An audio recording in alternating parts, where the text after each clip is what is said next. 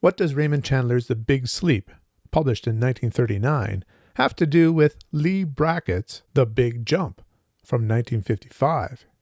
Well, Leigh Brackett co-wrote the screenplay for the 1946 film The Big Sleep with William Faulkner and Jules Furthman.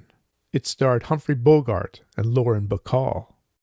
The Big Jump was first published in 2 issues of The Space Stories in 1953.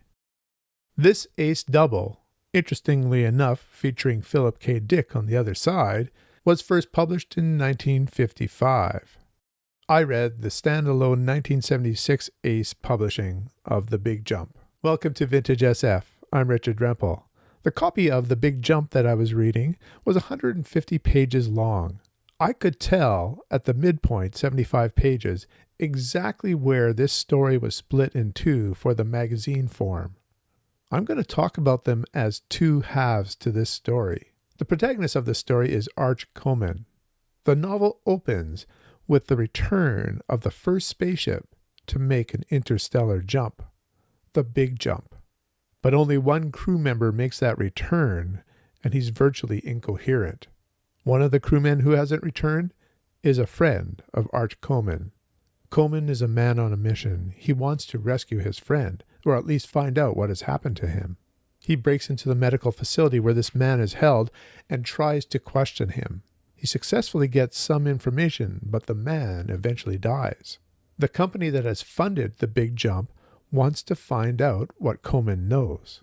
This part of the novel reminded me a bit of Alfred Bester. We had a hard-boiled protagonist who couldn't be stopped. He infiltrates the company, and we find out more details about this mission that went to Barnard's star.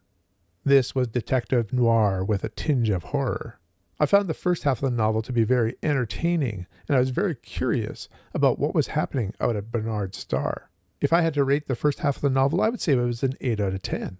Then we got to the second half. Arch Coleman does get to go to Barnard's star with a mission that is motivated for commercial gain. They do eventually solve the mystery, and I'm not going to get into that. That's for you to discover. I would say, though, I didn't find it quite as satisfying as I hoped. I didn't think it matched the first half of the novel. I would give the second half of the novel 6 out of 10. So combine those two, let's call this novel a 7 out of 10 rating. A couple things I want to note about this novel. 1. It could have made a great Star Trek episode. A spaceship returns from another planet with just one crew member. What has happened? They go to visit the planet, and there is some sort of resolution. You may find that this resolution has been echoed in a number of novels since 1955.